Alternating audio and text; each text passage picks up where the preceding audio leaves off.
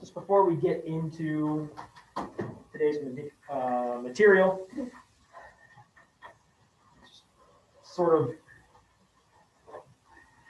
a heads up, we are getting very close to the end of this semester. Great, yeah. I guess the final is sometime in. So the final is coming up, yes. I have an answer. Is there any possibility that you could like put the study guide for the final like right now? Well, I don't have it completely written Well, right like now, when you get it done. but I'll put it on LMS as soon as I have it done. I'm gonna put them up. They'll be up sometime this week. Okay. So yes, you can look at the study guide. It'll be on the LMS class wall. It'll be up there, like I said, sometime this week. The in-class day for studying is like, I don't know, a week and a half away. So yes, we only have chapter 12 left before the final. So when do you have the break? When do you have the break? The break, the last day of school before break is December 16th. Oh, 16. And that's a half day. There's no classes. Normally we do the teddy bear pass, but they're not going to do that this year. They're doing something different. Oh. I have no idea. I'm not in charge of any of those decisions. I have no information for you. So the test will be 14th. Yes. So the 14th and 15th, that's when finals are supposed to happen. The class period before that will be the in-class day to go through the study guide and ask any questions. So yes, it does help if you go through the study guide before coming, because then you can ask questions about the stuff that you don't know. So I'm happy to answer questions. That's what they pay me for. So. Also, now would be the time to double check and see if you're missing anything. I have updated,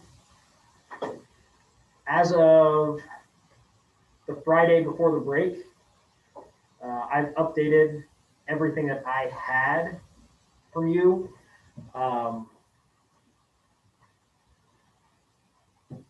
So obviously, if you turned it in since then, I haven't graded it because I did no grading over the break. I'll be honest.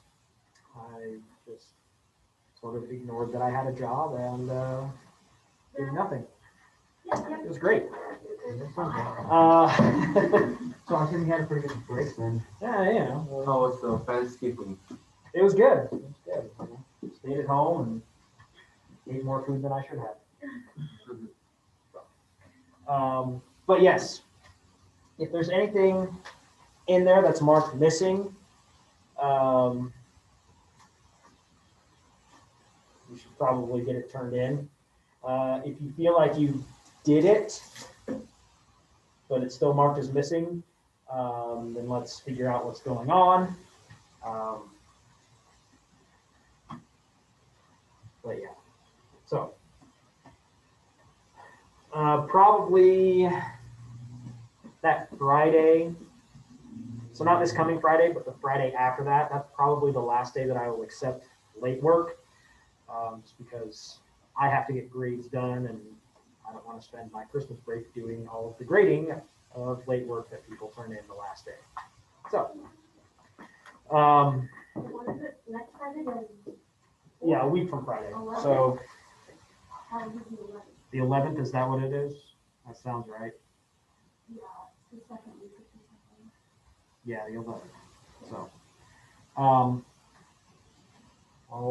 I'll make a note of that. I'll probably send out emails so that I can, at least, if somebody complains, I can at least say, well, I told you Honestly, a lot of having a job is doing that. Like, it's not my fault you didn't read my email. That's for those of you who anticipate having a job at some point in your future. Document everything, and then you can say it's not my fault you didn't read it. So, but yes, so like I said, we just have chapter 12 to get through. A couple of these classes are probably going to be a little bit shorter. You'll have more time to work on your homework in class. Because basically, if we weren't right up against the end of the semester, I would combine a couple of these sections into one day. But we don't have enough time to combine the ones that I normally would and then get through the next chapter as well. And I really don't want to be in the middle of a chapter for the semester break. It just doesn't work very well. So today, will probably be a little bit shorter. You'll have plenty of time to work on some homework. You probably could get it completely finished and turned in before the end of class. So, all right. With that said, let's begin. Just a little refresher. Before the break, because it's been, a week and a half since we've had class, we started into chapter 12, and that's all about the different states of matter. We talked about how we have solids, liquids, and gases. And really what we spent most of that day talking about was the behavior of gases. Talked about the kinetic molecular theory, talked about partial pressures and things like that.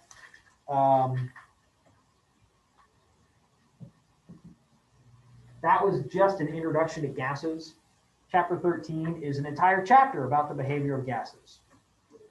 And so we'll start into that in January.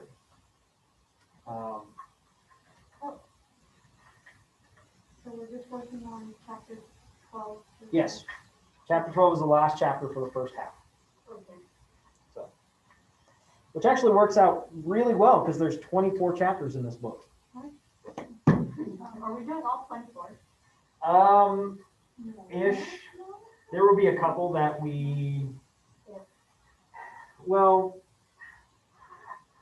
there'll be a couple that we spend one day on the entire chapter. And we just hit the main points because, like thermodynamics. Yeah, that one we'll talk a little bit about, but not really go that in depth. So, anyway, section 2 of chapter 12.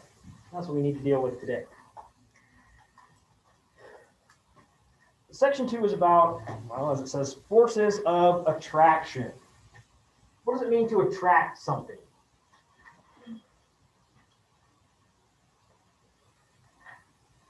Anyone? To draw to. Yeah, to bring it in closer. Okay. So it starts this section with an interesting question. Okay. So if all particles of matter at room temperature have the same average kinetic energy, because remember, temperature is a measure of the average kinetic energy of the particles. Okay, so when you have a room like this where everything is pretty much the same temperature, there are some differences, like the seats that you're sitting in are going to be warmer than the seats that nobody's in. Okay, but overall, things are about the same temperature, so they have the same average kinetic energy. Okay?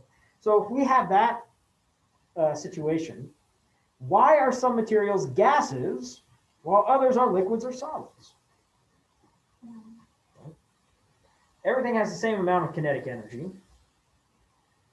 why are some things moving so fast that they become gases, where there are others, like the water in this bottle, okay, it's liquid, and then we have solids, okay? Like the desks, the chairs, and books and whatnot. So it's kind of an interesting thing when you stop and think about it, that all of the particles in this room have, on average, the same kinetic energy,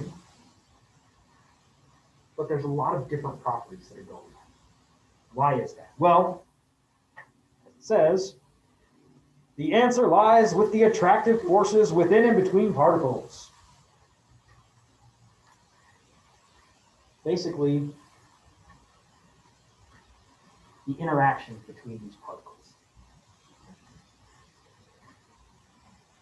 So, first thing, intermolecular forces. So intermolecular forces. These are actually things that we've already been talking about. The intermolecular forces.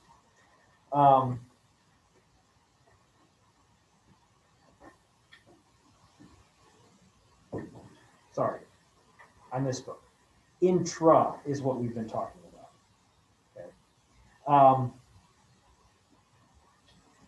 When I was saying that, it sounded weird, and I realized what I said wrong. So we have been talking about the intra, I-N-T-R-A. Those are the different bonds. So we've got ionic bonds, covalent bonds, metallic bonds. Basically,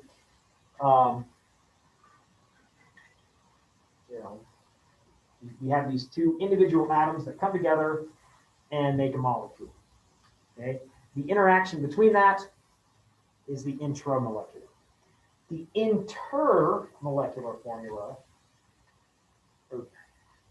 Wow, it is the first day after break, and I am just throwing all sorts of wrong words out.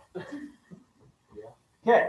I mean, it's Monday. So. The intermolecular forces, that would be the word we're looking for, are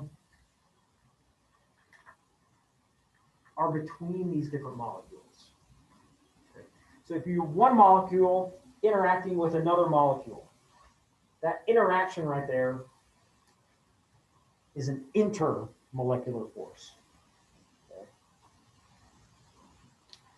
Now, we're going to break down some different types. Okay. And we're going to start with the weakest. We're going to go forward. The first one is the weakest type of intermolecular force. And it is called a dispersion force.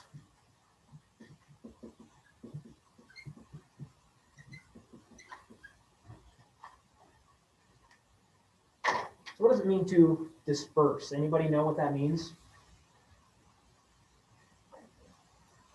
I don't know, like spread out. Yeah. Spread out, yeah. So, you know, like when you guys come in and none of you sit right next to each other on the same desk, you're dispersing. Okay?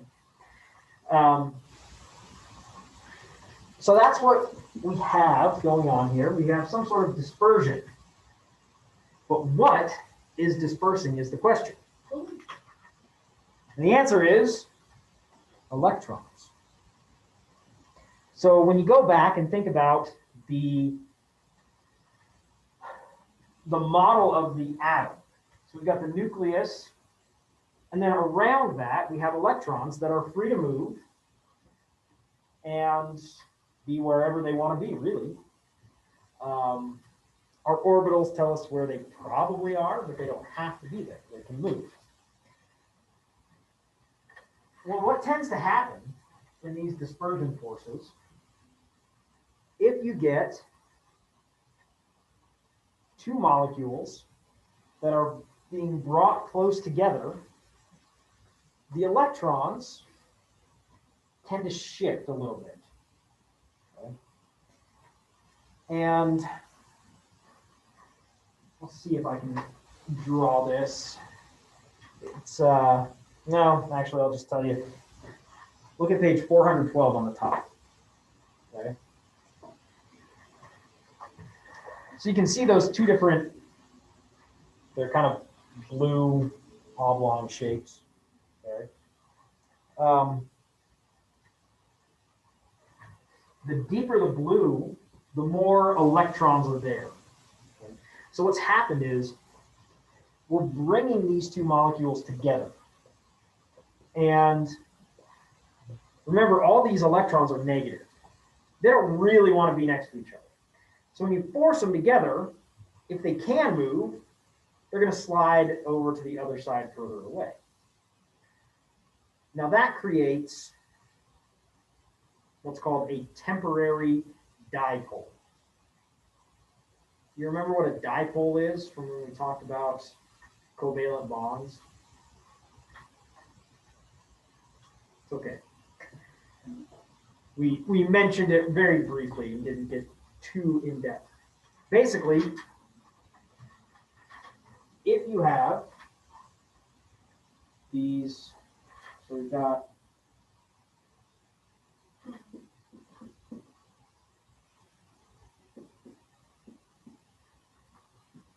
these two nuclei are in a bond. So we've got a bond here. We've got this electron cloud around them. Now, if you notice, we have more electrons over on this side, which means it's going to have a partial negative charge because more electrons are over here, which means this one's going to have a partial positive. Okay. Because these electrons can move, when you bring these two molecules together, on one of them, the electrons shift to the one side, which creates this temporary dipole. But then, remember, this is positive, which means this molecule over here, the electrons want to be more on that side. Okay? So once again, we have partial negative, partial positive. Okay? So you force these things together, it shifts the electrons around, and we get this interaction between the positive and the negative there, which sort of keeps these molecules together. Okay.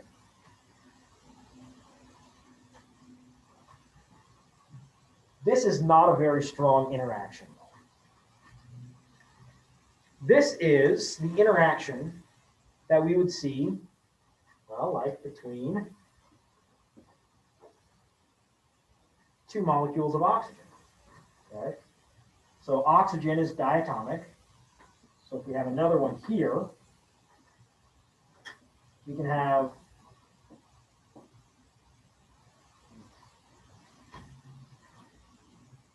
one side become partially positive.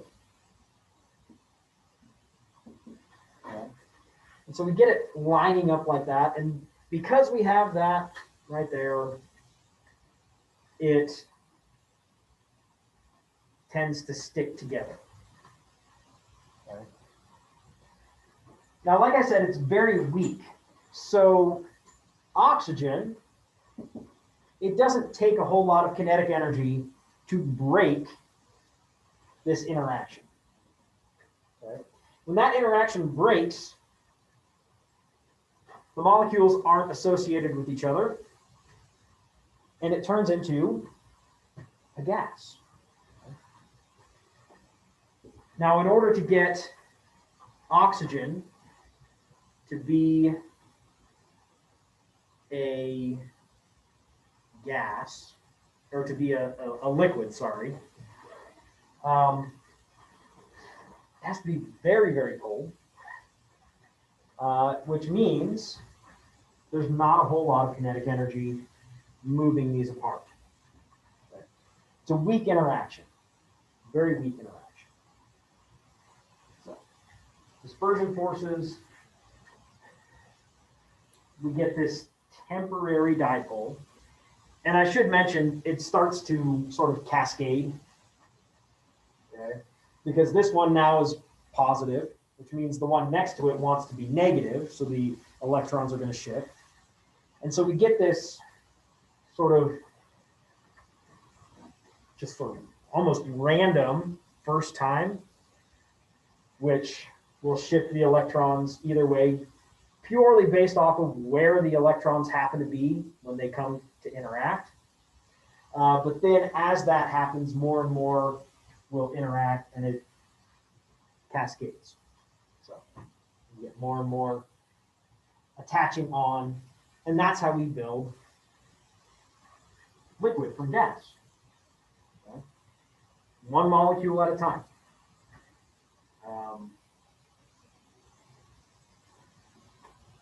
And that's really all there is to it. Okay? But because it's such a weak force, it has to be really, really cold before it will become liquid. Okay. So let's talk about some other things that are a little bit different. Okay. Dipole forces. Now what happens is in dipole, it's essentially the same thing. Okay. We have a positive or partially positive and partially negative side of this bond. But the difference is when we're dealing with dipole forces, these are polar covalent bonds. So that dipole is permanent. Okay? It doesn't rely on this other molecule coming close and forcing the electrons. So how do we know when we have a polar covalent bond? What do we do to figure that out?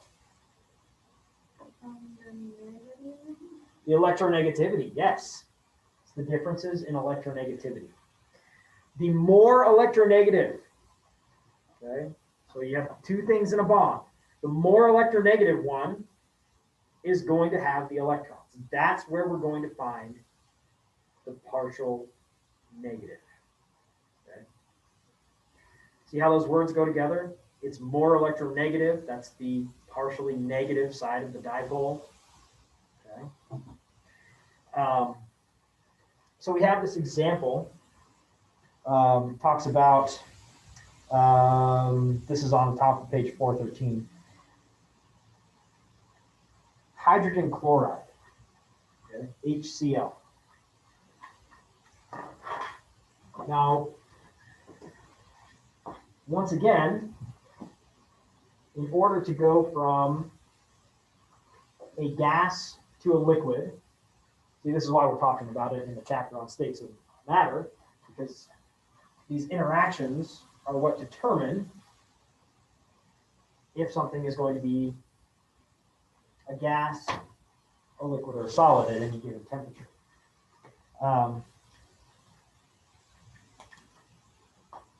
If we look at HCl,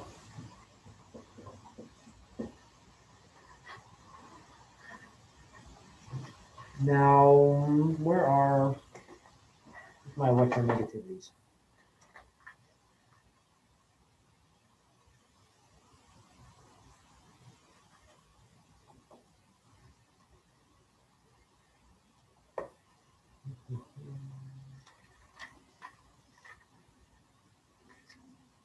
I know which one is more electronegative. I just want to get actual numbers.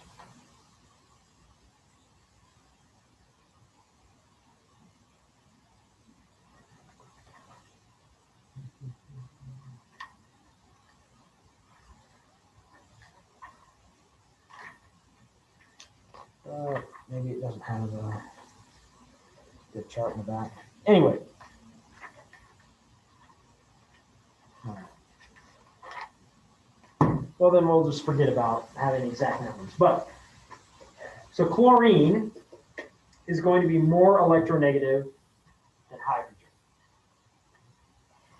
Now, you should be able to guess that because remember, anything close to fluorine is going to be fairly electronegative. And the further to the left and down you go, as a general rule, it's less electronegative. Okay. So what happens is when these two bond, the electrons in the bond are not going to be straight in the middle. They're going to be further over by fluorine.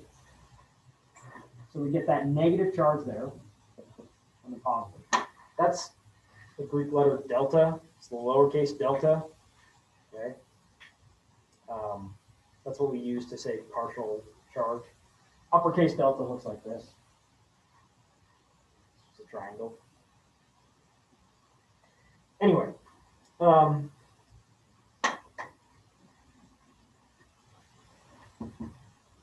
that's, as we said, it's not a temporary dipole. It's a permanent one. When that bond forms, it's polar. We have negative there. So when we have this gas and we're cooling it down to make it condense into a liquid, well, naturally, we get this interaction like that because we want positive interacting with negative. Okay. And it builds this big, chain of interactions. You can see, once again, on page 413, how that all works out. Okay. Now, these are a little bit stronger because the dipole is permanent. Okay. And what that means is these compounds that have these permanent dipoles will remain liquids at higher temperatures because it takes more kinetic energy to break these interactions. It takes more kinetic energy to break the interaction. So, typically, if you have a polar molecule, the main interaction is some sort of dipole-dipole interaction. Okay. Now we do have one specific type of dipole-dipole interaction that is very, very important. And it's called a hydrogen bond. And at first you might think, well, we were talking about hydrogen bonds. We had hydrogen attached to chlorine. And yes, that was a hydrogen bonded to chlorine. But in chemistry, when we say hydrogen bond, we know that it is actually a dipole-dipole interaction that we're talking about. It's just a special type of dipole-dipole.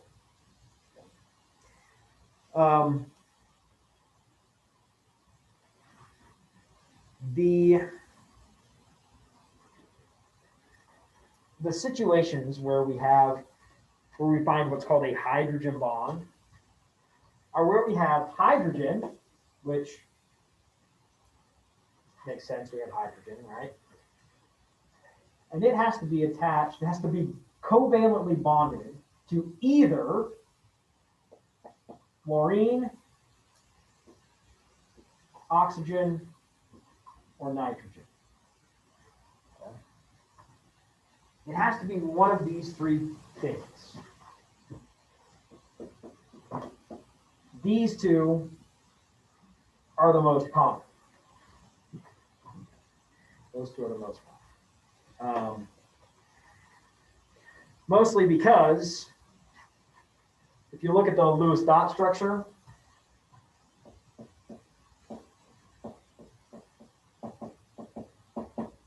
fluorine already brings 7, hydrogen completes the octet, and so this molecule right here is pretty much the only thing that can hydrogen bond when you're dealing with fluorine. These, however,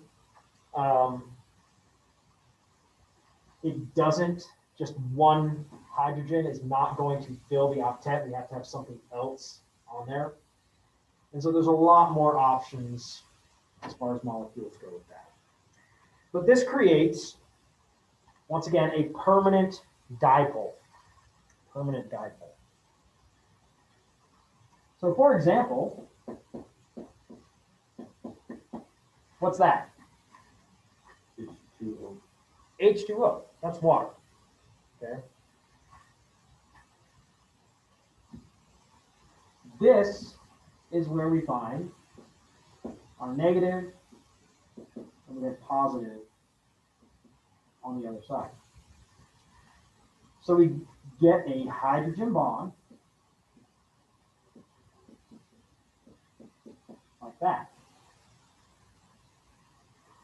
And then this pair have that. Okay. Once again, we build this big network.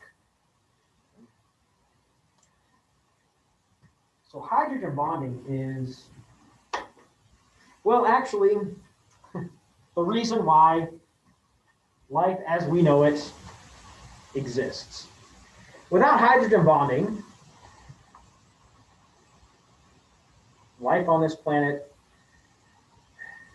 well, it's at least very, very different. Okay? Without that, we would not have liquid water at this temperature. Just wouldn't happen. Remember we said, the stronger these intermolecular forces, the higher the temperature that we can remain liquid. Okay? So water remains a liquid all the way up to 100 degrees Celsius, where something like methane that has a very similar molecular weight is, it evaporates below 0 Celsius. I can't remember the exact boiling point of methane, but it's fairly low.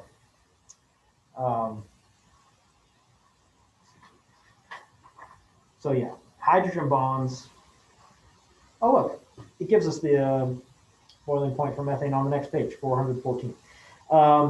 Methane boils at negative 161.5 Celsius. Okay.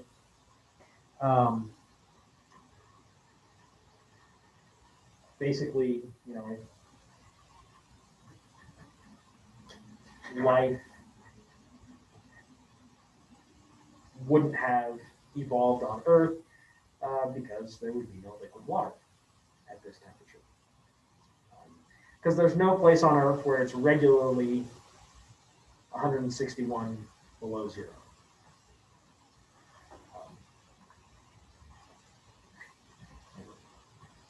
There are some places in the universe that are that cold. Specifically like the moons of Saturn. Okay. There's actually a moon on Saturn, not on Saturn, but that orbits Saturn, that has liquid methane. Like the lakes there are actually made of methane. So anyway. So that's 3 different types of intermolecular forces, but really it's only 2. Okay, so we've got the dispersion forces. We see those mainly in nonpolar molecules. And what happens is when you force these 2 molecules together, the electrons just sort of, disperse. They move to the other side. And so we get these temporary dipoles. And this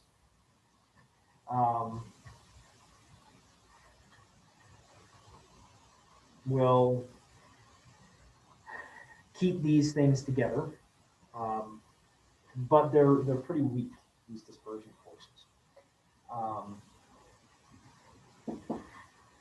Then we have the permanent dipoles. So we get this dipole-dipole interaction. Those are stronger because they're permanent dipoles. Okay. And a specific type of dipole-dipole interaction is the hydrogen bond. Remember, there are only 3 different elements that we're dealing with hydrogen bonding. Okay, oxygen, nitrogen, and then this one very specific case of fluorine. Okay.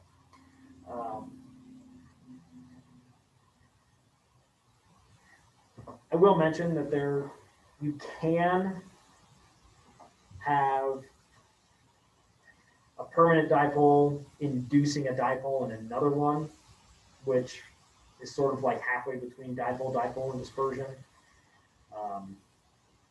But don't worry about that. I'll just mention that it can happen. But yes, these interactions, these intermolecular forces are what create liquids, okay, and then solids as well. Because remember, solids and liquids, the molecules are very close. They have a lot of interaction between each other. Question? Okay. Then I will let you get started on some homework. This assignment actually isn't too long.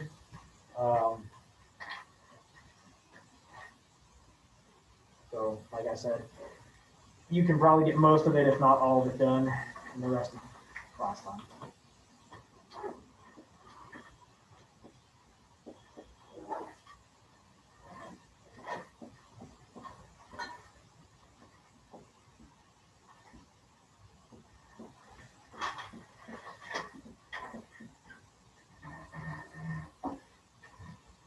Okay.